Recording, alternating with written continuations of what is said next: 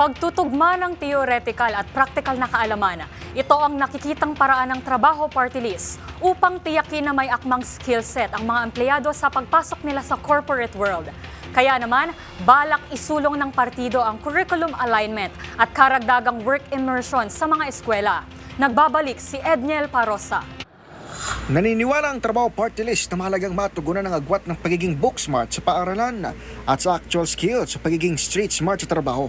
Ayon kay Attorney Michelle David Espiritu, tagapagsalita ng grupo, suportado nila ang kasunduan ng Department of Education at Private Sector Jobs and Skills Corporation patungkol sa comprehensive work immersion experience sa mga senior high school student. Layunin ng programang ito na mabigyan ng mga mag-aaral na pagkakataong makapag-internship at masanay sa mga praktikal na trabaho at skill set para sa workforce. Isinusulong din ng trabaho party list ang curriculum alignment upang matiyak ng SHS ay naayon sa industry standards. Hindi maging exclusive, no? Diploma o diskarte.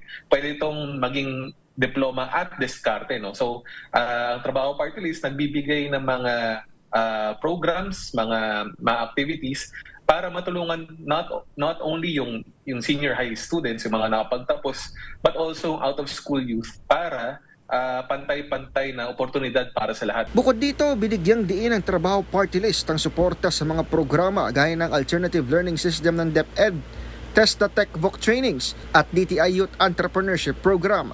Nanawagan ang trabaho party list sa mga SHS students at out of school youth maging sa iba pang kabataang maging bukas sa mga oportunidad na makatutulong sa kanilang pag-unlad at pagpasok sa workforce.